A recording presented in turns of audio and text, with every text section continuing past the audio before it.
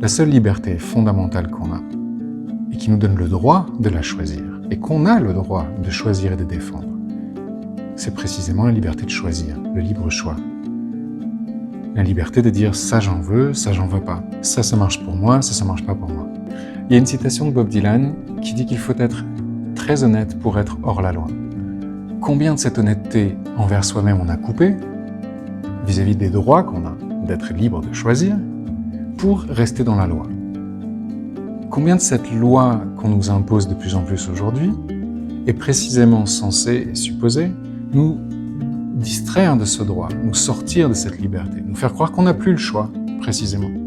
C'est ce qu'on est en train de vivre. Et c'est aussi un moment où on est en train de se réveiller, de réveiller cette liberté-là, de se dire, attends, est-ce que vraiment je vais aller jusqu'au bout de ce qu'on me demande ? Jusqu'à maintenant, ça avait été plus discret, plus sournois. Maintenant, c'est tellement évident qu'on est amené à se réveiller vis-à-vis de ça. On est supposé supporter des contraintes, des obligations, des sommations même d'obéir à des lois et des règles qui ne correspondent pas du tout à notre liberté et à notre droit fondamental. Mais combien de temps est-ce qu'on va supporter ça ? Jusqu'où est-ce qu'on supporte ça ? Quand on arrive à se dire « Ok, là, je supporte plus », c'est quoi qu'on supporte plus en vérité ? C'est soi. On ne se supporte plus soi-même, pas dans le sens de « je ne m'aime pas », mais dans le sens de « je ne suis plus un support pour moi, je ne me soutiens plus ». Je n'ai plus accès à cette appréciation de ma liberté qui me permet de choisir des choses qui me soutiennent, des choses qui marchent pour moi, des choses qui me donnent envie de vivre plus, d'avoir plus, d'être joyeux, d'être content et heureux d'être sur cette terre. Combien de ces contraintes tu supportes et jusqu'où tu les supportes pour finalement ne plus te supporter toi-même, ne plus supporter ta propre liberté? Combien d'entre nous aujourd'hui sont convaincus qu'ils n'ont plus le choix, qu'ils n'ont plus de liberté? Et combien, à l'inverse, des millions aujourd'hui sur Terre sont en train de se réveiller, de se dire « Ouais, non, en fait, ça c'est pas bon, moi voilà ce que je voudrais faire ». Tu n'es pas seul à ne plus supporter en fait ces conditions-là. Tu n'es pas seul à avoir oublié de te supporter toi plutôt. Nous sommes nombreux à nous réveiller sur ce droit fondamental qui existe. C'est un droit, une liberté constitutionnelle qu'on a. Mais en effet, pour se donner la force de choisir cette liberté constitutionnelle et de dire non, désolé, ça ne marche pas pour moi. Et le fait de savoir que j'ai le droit de dire non. J'ai le droit de dire non, je ne mettrai pas de masque, non, je ne me ferai pas piquer. Est-ce que tu penses que ce que tu vis depuis 1 an, c'est quelque chose qui est légitime, qui est cohérent, qui te respecte et qui t'honore? Est-ce que tu crois que c'est en effet quelque chose d'établi, même si ça ne te convient peut-être pas exactement, et que tu dois t'adapter à ça, que tu dois faire avec? Ça te parle au fond de toi quand tu te dis je dois faire avec ça? Tu te sens juste avec toi? Quand tu te dis ok, je vais m'adapter à ça? Ou est-ce qu'il y a quelque chose au fond de toi qui dit non? Qui dit non, c'est pas ma réalité, c'est pas la vie que je veux avoir. Si c'est le cas, est-ce qu'il y a un endroit où tu te sépares de toi, où tu te sens séparé de toi de plus en plus loin, comme si tu devenais une idée de ce que tu aurais pu vivre, mais que chaque jour tu te retrouves à devoir t'adapter et suivre les contraintes qu'on t'oblige, les lois auxquelles on t'oblige d'obéir.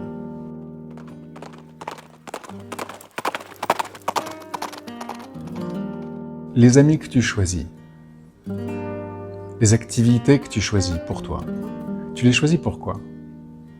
Est-ce que quand tu vas voir une amie ou un ami et que tu repars de chez elle, tu te sens mieux ou pire? Si tu te sens pire, c'est que c'est pas un ami.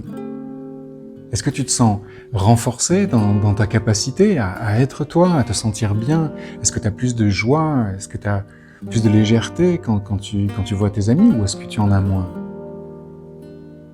C'est un choix que tu fais. Personne ne choisit tes amis pour toi. Peut-être à l'école c'était le cas, peut-être tu as été victime d'abus de la part des autres, mais dans quelle dimension tu choisis encore d'être la victime de l'État, des lois et des droits qui ne sont pas les tiens, qui ne sont pas tes droits fondamentaux, qui ne correspondent pas à ta liberté? Pourquoi devrais-tu choisir des choses qui t'enlèvent ta liberté, qui t'enlève ton sentiment de puissance, ton sentiment de souveraineté dans ta vie, le sentiment de choisir ce que tu vis. Pourquoi ferais-tu ça? Notre droit fondamental, qui est donc constitutionnel, qui existe, qui est quelque chose pour lequel on a tout à fait le droit de dire « voilà ce que moi j'ai choisi ». Et ce que vous me proposez, eh bien c'est non. Ce droit-là, tu l'as. Personne ne peut te l'enlever. Et pour découvrir ce droit que tu as, qui te permet de choisir des amis qui en effet te font du bien et non pas ceux qui t'utilisent ou qui te prennent le pouvoir sur toi, pour utiliser ce droit-là, il faut te rappeler ta liberté de choix. Ta liberté fondamentale, celle de choisir ce droit. Tu peux choisir ça. Personne t'empêche ça.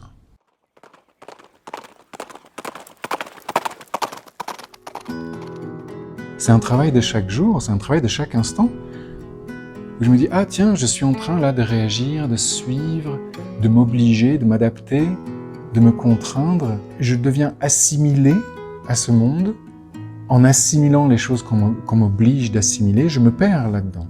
Cette habitude, en fait, d'assimiler les conditions et les lois et de s'y perdre, finalement, elle est devenue maintenant quelque chose de comme établi, comme si, voilà, c'est ce qu'est le monde. On ne se donne même plus le droit de désobéir. Si toi, tu donnes l'exemple en disant « non, vous voyez, ça c'est ma liberté, j'ai le droit de le faire », et que les autres, évidemment, sont provoqués et te disent « mais c'est honteux », si tu es disposé à choisir ça, à te maintenir dans ce choix, dans cette liberté, tu vas inspirer les autres autour de toi. Mais pour ça, pour te donner cette force, il est d'abord nécessaire de commencer par toi.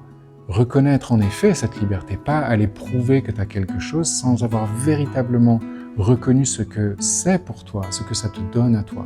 C'est comme s'il fallait cultiver ta propre liberté avec toi-même, pour ensuite l'apporter au monde et être tout simplement cette liberté. Là, tu vas inspirer les autres. Mais si tu utilises ce que tu sais mentalement de ta liberté pour aller prouver aux autres que tu peux le choisir, tu ne vas pas être dans la confiance, tu vas être dans la démonstration. Tu ne vas pas être toi, tu vas essayer de faire quelque chose qui prouve aux autres que tu peux être différent, mais ça va ne faire que les provoquer.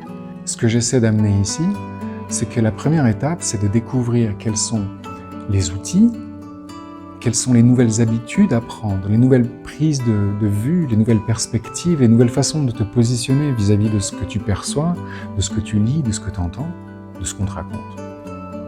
Et pour ça, il y a des outils qui sont des outils personnels, à développer chez soi, en soi. Combien de techniques tu as essayé dans ta vie? À combien de cultures tu as goûté? Combien de techniques, théories, traditions, outils de développement personnel as-tu essayé pour précisément mettre en place et libérer en toi cette liberté de pouvoir choisir ce qui te convient et de le générer? Combien de ces outils ont été utiles véritablement? Et à l'inverse, combien d'entre eux t'ont amené dans une idée de toi-même juste plus établie, plus précise, plus évoluée? Tu dis, voilà, je sais plus qui je suis. Mais en fin de compte, tu ne te trouvais pas forcément plus heureux, plus heureuse, plus libre. Et à vraiment avoir cette capacité de générer la vie que tu veux avoir et d'avoir ce que tu veux avoir dans la vie. Sans compter les outils que tu as utilisés pour ne pas sentir la douleur, pour supporter précisément cette pression dans le sens de « ok, je le tolère ». Je tolère le mensonge, je tolère la manipulation, je tolère ceci pour mieux le vivre. Mais en fin de compte, est-ce que ça a vraiment permis de transformer ton expérience des choses, des autres, de cette réalité, de ce monde? Peut-être pas.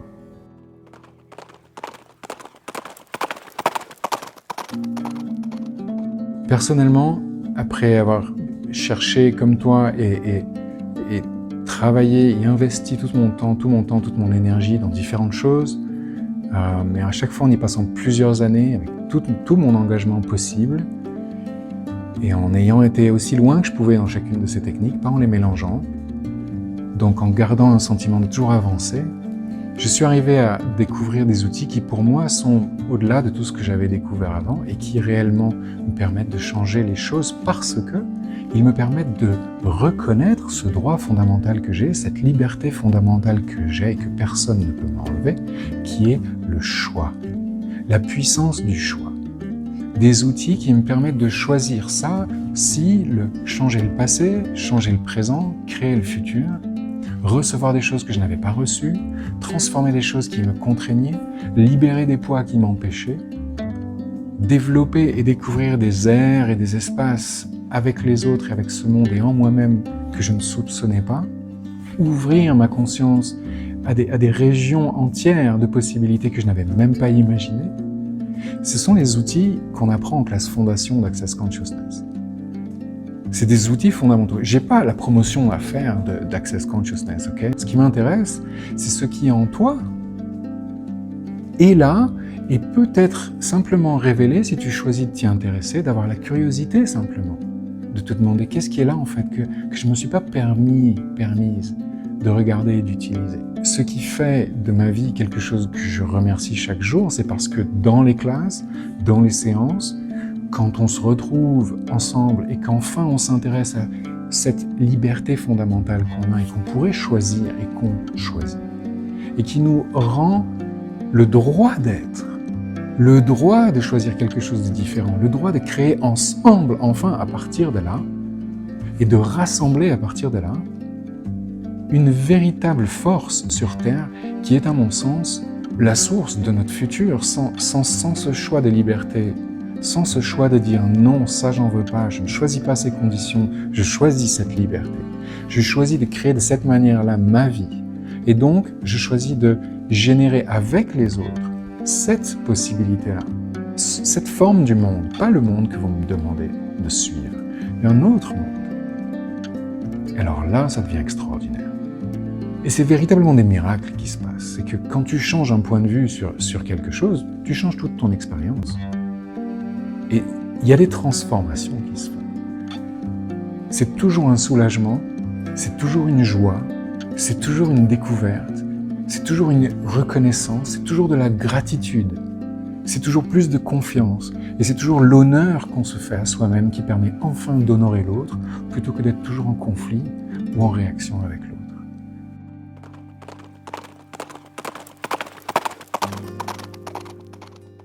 Donc il y a une forme de désobéissance. Mais si tu regardes bien, finalement, la contrainte à laquelle tu as obéi, ça n'est pas celle qu'on te proposait de l'extérieur.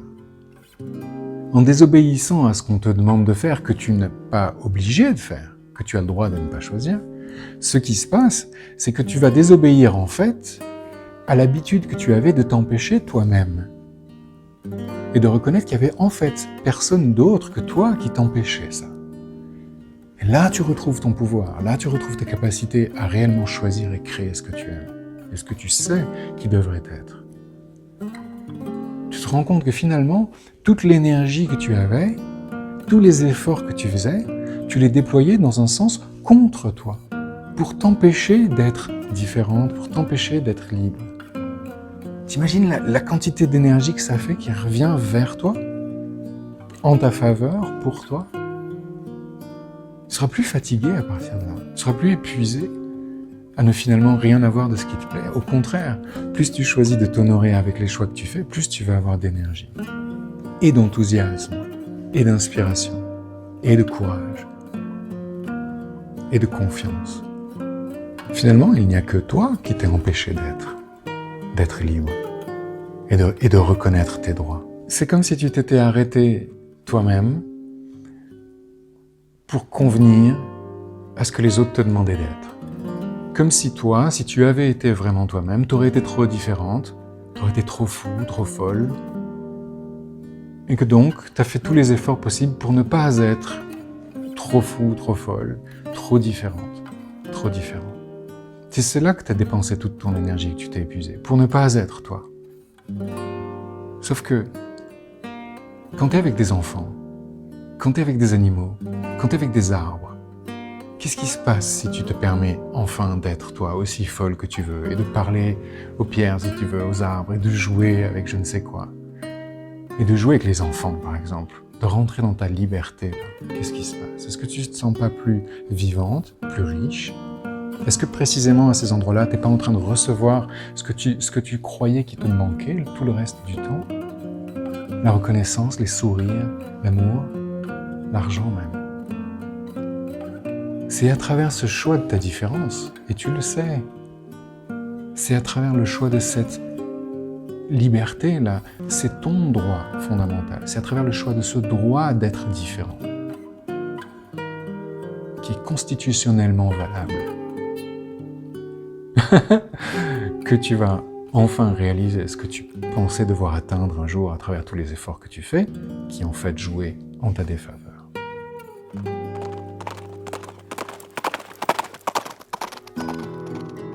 Je trouve intéressant d'être inspiré par les rassemblements, par les besoins de se rassembler pour dire non, pour dire j'en veux pas ça, je trouve ça intéressant. Et en même temps, si je n'ai pas avant fait cette démarche envers moi-même, de vraiment reconnaître ma différence, et de vraiment la choisir, et de reconnaître que c'est ça mon droit aussi, alors le rassemblement avec les autres risque d'être une nouvelle version, une nouvelle échappée de moi-même, à vouloir encore être et m'identifier comme un groupement, comme une culture, comme un mouvement. Et ça, c'est dangereux à nouveau, parce que je deviens à nouveau quelqu'un qui suit une idée. Moi, j'en veux pas de ça, ça m'intéresse pas. Que tu suives quelqu'un ou qui que ce soit d'autre que toi, ça ne m'intéresse pas.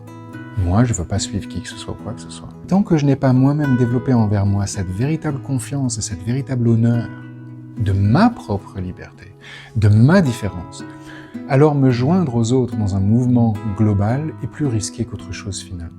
Et en plus, ce mouvement-là n'aura pas la force qu'il aurait pu avoir si chacun des éléments, chacune des personnes de ce mouvement avait cette présence, cette confiance de sa propre différence.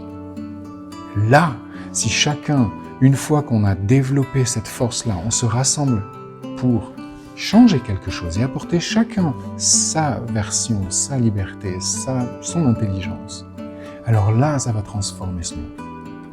Sinon, ça va être encore d'autres manières d'être dictatées par d'autres personnes, même avec des intentions plus justes. Dès que tu es en présence de quelqu'un qui ne te permet pas de te rendre compte de ta propre force et de ta propre différence, pas de te dire je suis comme elle, je suis comme lui, mais voilà, personne n'est comme moi et ça me permet de vous reconnaître tous enfin comme ce que vous êtes aussi. Tant qu'il n'y a pas ça, moi je trouve que c'est pas valable. La relation n'est pas valable. Mais cette relation-là est possible, cette relation de donner le pouvoir, de permettre le pouvoir aux autres plutôt que de leur dire comment ils devraient le prendre, c'est ça qui m'intéresse. Et c'est ce qu'on fait en fondation, normalement. C'est ce que les outils d'Access sont supposés permettre précisément.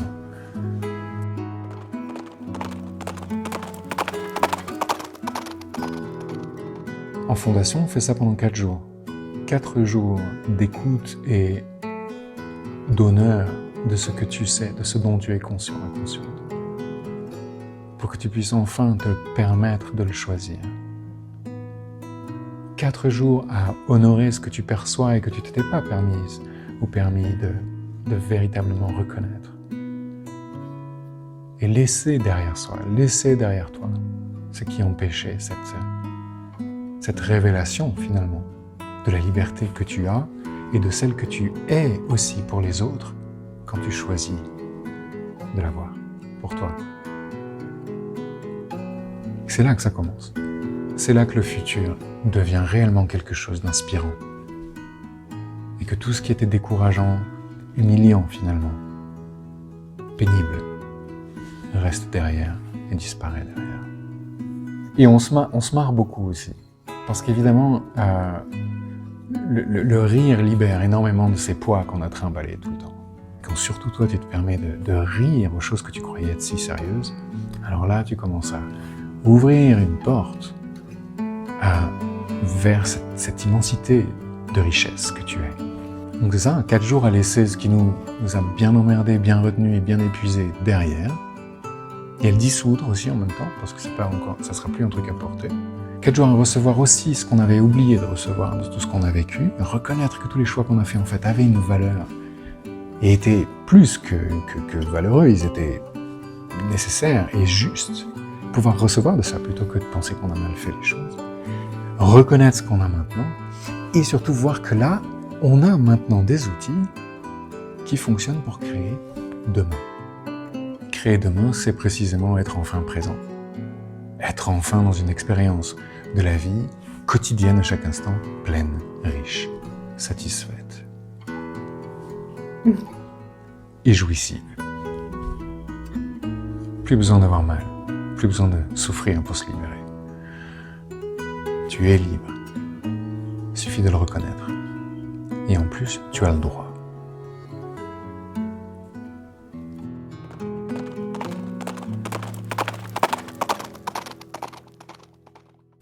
Mais juste entre toi et moi, il y a un truc qui vraiment me saoule, c'est... J'ai toujours l'impression de besoin d'être sérieux quand je parle de ces trucs-là. Je sais pas pourquoi, c'est peut-être parce que je me connecte à la façon dont les gens le vivent sérieusement, en fait. Tu sais, dès qu'il y a un petit problème, en fait, ça devient un gros truc, et quand c'est un gros problème, alors là, c'est la fin du monde. Là, quand je fais une vidéo, par exemple, c'est... Mais c'est pas sérieux, quoi. Dès que je deviens sérieux, ça devient compliqué et ça devient problématique.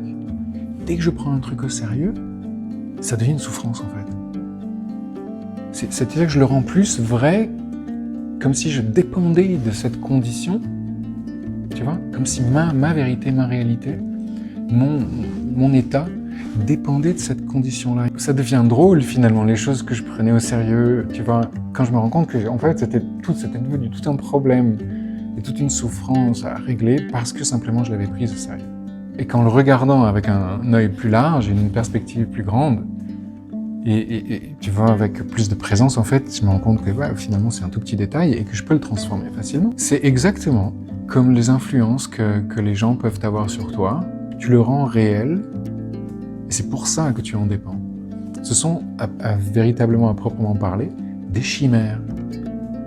Tous ces problèmes qu'on croit avoir sont des chimères, c'est-à-dire qu'elles n'existent que parce que je leur donne de l'énergie, je leur donne ma croyance. Je crois que je dois les éviter, lutter contre, les défaire. Et c'est à partir de là que je prends peur aussi. Et cette peur-là devient la source de leur puissance. Mais ce sont que des chimères en vérité, c'est vide, il n'y a rien. À prendre les choses trop au sérieux, je donne de la consistance à des choses qui au départ n'en ont pas. Desquelles je vais en fait dépendre ensuite, devenir l'objet, devoir m'en défendre, devoir y réagir, devoir les combattre, les résoudre. Et je fais ça avec tous mes problèmes finalement. Si tu pars du point de vue que cette souffrance est réelle, alors tu peux plus en rire. C'est pour ça que ce qui est intéressant et qui change tout, c'est de voir et de découvrir ce que tu as d'autre que ces difficultés et ces souffrances. De là vient ta joie et ton humour. C'est pas dans l'idée de transformer ce que tu crois être une souffrance un problème, puisque c'est à partir de la perspective d'une souffrance et d'un problème. Ça peut être que sérieux. Mais si tu ouvres cette perspective sur des zones que tu n'avais pas vues et qui ne sont pas problématiques et qui ne sont pas douloureuses et que tu as dans ta réalité et dans ton corps, alors là, d'un seul coup, tout ce que tu croyais être un problème devient beaucoup plus léger et tu peux commencer à avoir de l'humour sur ces choses-là. Et là, la vie se transforme. Un goût à apprendre à aimer autre chose que le goût qu'on a toujours eu. C'est ça la liberté de choisir, c'est se donner un autre goût et apprendre à aimer ce goût.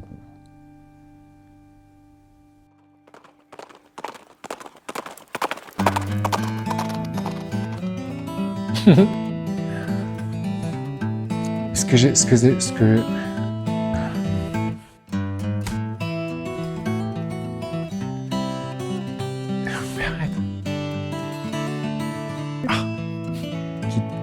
Qui te donne pas, qui ne te... Non. Tu crois que ça va?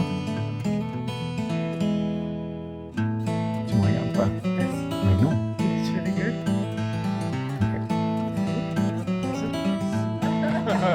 Ok.